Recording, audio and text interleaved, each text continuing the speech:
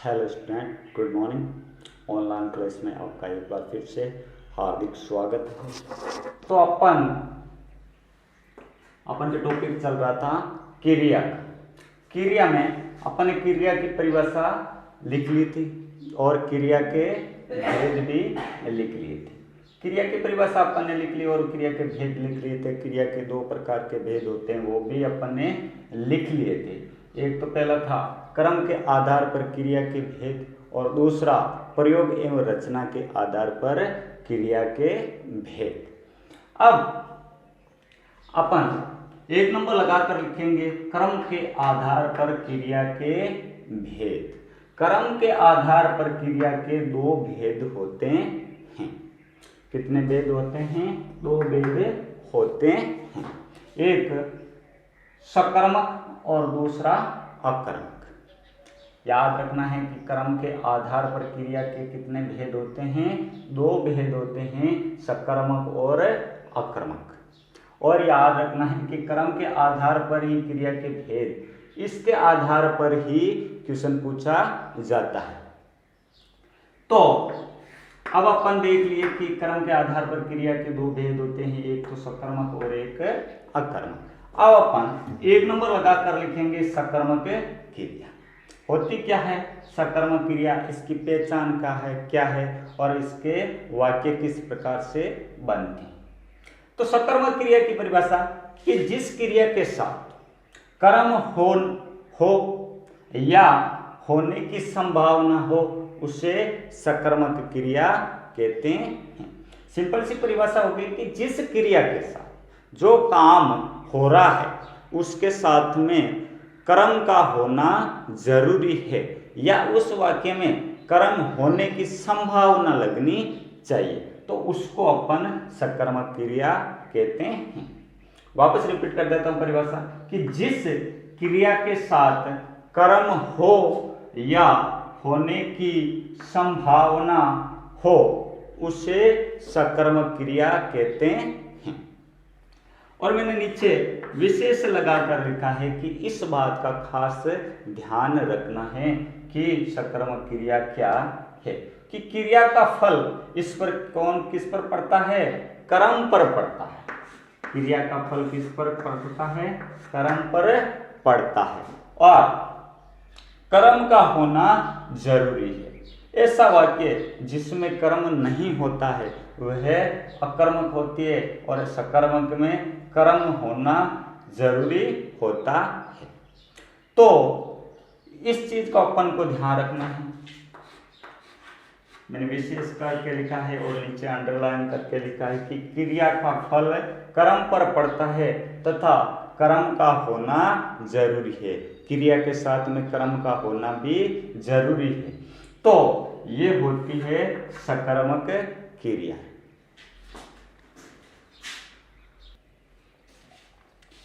हाँ, तो अब कुछ उदाहरणों की सहायता से अपन अकर्मक क्रिया सकर्मक क्रिया के पहचान देखते हैं कि किस प्रकार से सकर्मक क्रियाएं होती हैं। तो अपन ने इस बात में लिखा था कि उसके क्रिया के साथ में कर्म का होना जरूरी है। तो उदाहरण देखते हैं। पहला उदाहरण लिखा है मैंने, राधा आम खाती है। राधा आम खाती है। तो देखिए यहां पर राधा काम करने वाला, आम और क्या करती है क्रिया? खाने। आम तो क्या हो गया? इसका कर्म हो गया और क्रिया कौन कर रही है? राधा कर। और क्या क्रिया कर्म कर रही है? यह तो हो गई अपन के क्रिया खाने की कर। तो इस वाक्य में देखिए राधा आम खाती है। तो राधा क्या कर रही है? आम खा रही है और क्रिया क्या कर रही है? खाने की कर रही है। तो कर्म आया है इसमें आम। ऐसा वाक्य अगर होता है जिसमें कर्म होता है वह क्रिया कौन सी होती है? सकर्मक क्रिया होती है। तो इसकी पहचान किस प्रकार से करते हैं? इसकी पहचान अपन देखिए, अगर वाक्य में कर्म की पहचान करनी होती है तो अपन को इसके साथ में प्रश्न करना होता है। क्या लगाकर या किसको लगाकर यह प्रश्न पूछा जाए और उसका आंसर मिल जाता है तो वह सकर्मक क्रिया होती है। तो देखिए, इसमें अपन क्वेश्चन करते हैं, राधा क्या कर रही है? वाक्य था अपन को राधा आम खाती है, तो अपन राधा से क्वेश्चन कर रहे हैं कि राधा क्या कर रही है। तो अब इस वाक्य से अपन को आंसर मिलता है, राधा आम खा रही है। क्या कर रही है? आम खाने का काम कर रही है। तो यही वाक्य का क्या हो गया? कर्म हो गया। जो आंसर मिलता है वह कर्म होता। दूसरा उदाहरण देखिए, मोहन पढ़ता है। मोहन क्या कर रहा है? पढ़ने का काम कर रहा है। क्रिया क्या कर रहा है? पढ़ने की क्रिया कर रहा है। तीसरा उदाहरण देखिए, हमने एक सांप देखा। हमने एक सांप देखा। तो इसी को देखिए, अपन क्या लगाकर उसके साथ में पूछते हैं कि प्रश्न का आंसर मिलता है या नहीं मिलता है। तो अपन पूछते हैं कि आपने क्या देखा, तो इसमें आंसर मिलता है कि हमने सांप देखा। तो सांप क्या हो गया? वाक्य का क्रम हो गया। अब देखिए, मैंने क्रम की पहचान लिखी है नीचे। विशेषकर आपको इस चीज का ध्यान रखना है कि सकर्मक क्रिया में इसकी पहचान क्या होती है? क्रम को देखने की, क्रम को जांच करने की। जिस वाक्य में क्रम नहीं होता है वह तो अकर्मक होती है, जिसमें कर्म होना जरूरी होता है वह सकर्मक होती है। तो इसमें देखिए कि क्रिया के साथ में क्या, किसे या किसको लगाकर उससे प्रश्न किया जाए और उसको उत्तर मिलता है वही कर्म होता है। वही बात लिखी है मैंने कि क्रिया के साथ में क्या, किसे या किसको लगाकर उस वाक्य में उसको प्रश्न पूछा जाता है। तो प्रश्न पूछा जाता है तो उससे आंसर मिलता है, वही आंसर कर्म होता है। तो वाक्य में अपन ने पहले ही देखा था कि राधा आम खाती है।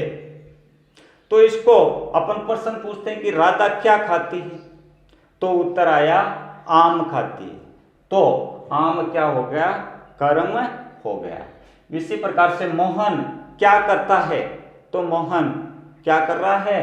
पढ़ता है। तो कर्म हो गया पढ़ता है। इसमें देखिए, हमने एक सांप देखा, तो उसको अपन पूछते हैं कि आपने क्या देखा, तो अपन को आंसर मिल रहा है सांप देखा। तो यह हो गया कर्म। तो अगर यही पहचान होती है सकर्मक क्रिया की कि अगर उसमें एक, तो पहली बात अपन ने लिखी थी कि उसमें कर्म होना जरूरी होता है, क्रिया के साथ में कर्म का होना जरूरी होता है।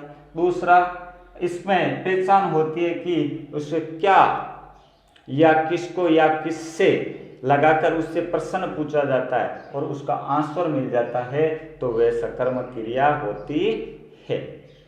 अच्छे तरीके से इसको ध्यान से देखना है और वाक्यों को समझकर उसका आंसर देना होता है। क्योंकि ऐसे वाक्य दे दिए जाते हैं और उससे पूछ लिया जाता है कि यह वाक्य सकर्मक क्रिया का है या अकर्मक क्रिया का है। तो ये था अपन के कर्म के आधार पर क्रियाओं के भेद का पहला सकर्मक का। अब अपन 2 नंबर लगाकर लिखेंगे अकर्मक।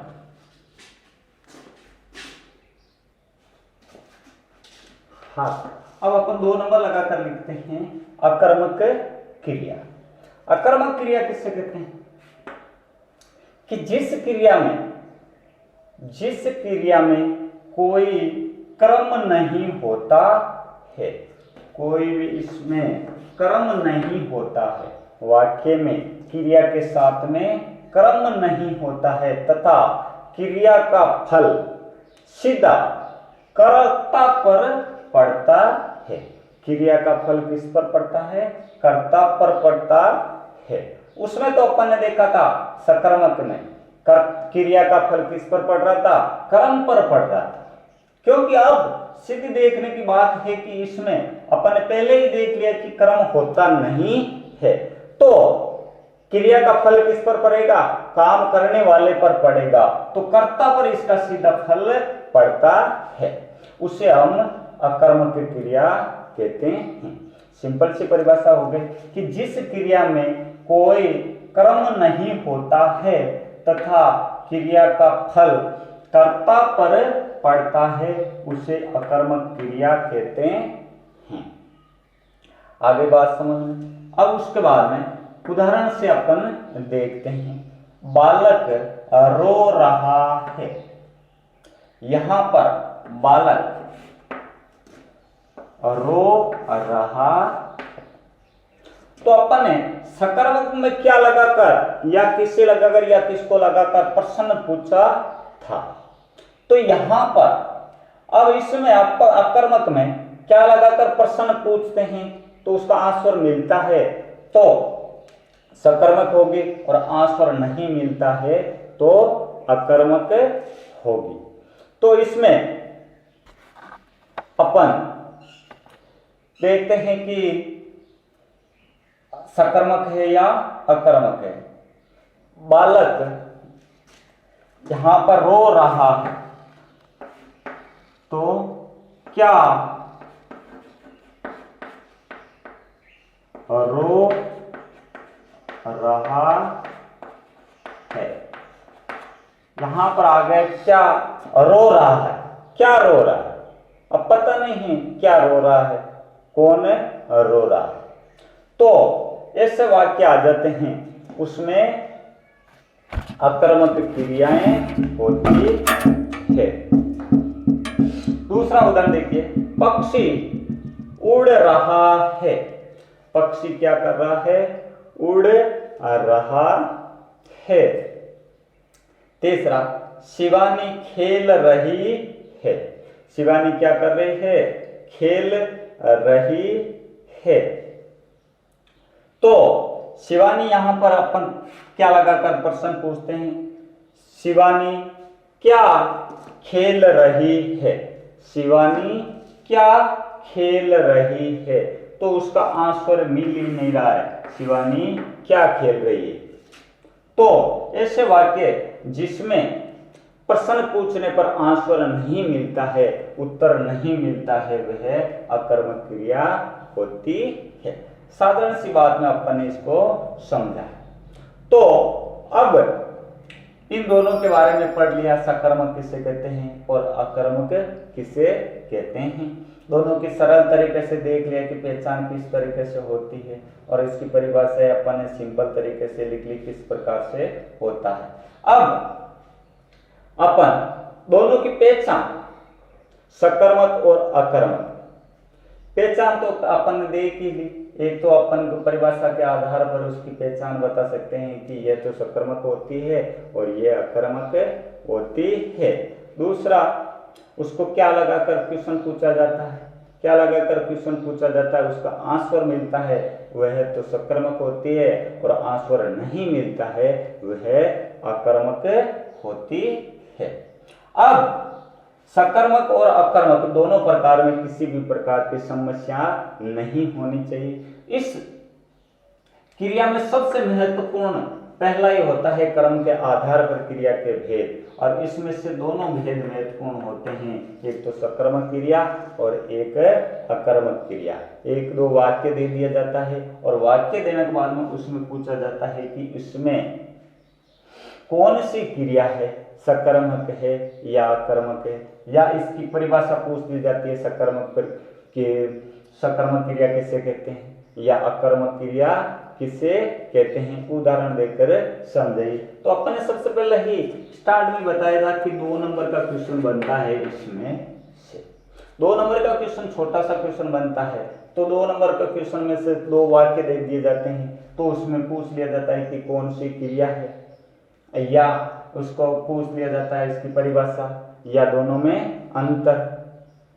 तो ऐसे तो सबसे महत्वपूर्ण पार्ट यही था अपन के सकर्मक और अकर्मक क्रिया का। अब इसमें किसी भी तरह की समस्या नहीं होनी चाहिए। अब अपन नेक्स्ट भाग में, जो अपन का थर्ड भाग अगला वीडियो होगा, उसमें प्रयोग एवं रचना के आधार पर क्रिया के भेद 2 नंबर लगाकर लिखेंगे। तब तक एक बार वापस अपनी बुक की सहायता से वापस इसको देखना है और अच्छी तरीके से समझना है। मैंने अपनी तरफ से जो भी सरल से सरल तरीका था उसकी पहचान करना, इसकी परिभाषा करना, परिभाषा लिखना, तो वो है मैंने बताया है। अब अपन कल 2 नंबर लगाकर लिखेंगे प्रयोग एवं रचना के आधार पर क्रिया के भेद 2 नंबर का। तो अब इसको अपन को एक बार वापस समझ लेना है। तब तक के लिए धन्यवाद। घर पर रहना है, सुरक्षित रहना है। धन्यवाद, थैंक्स।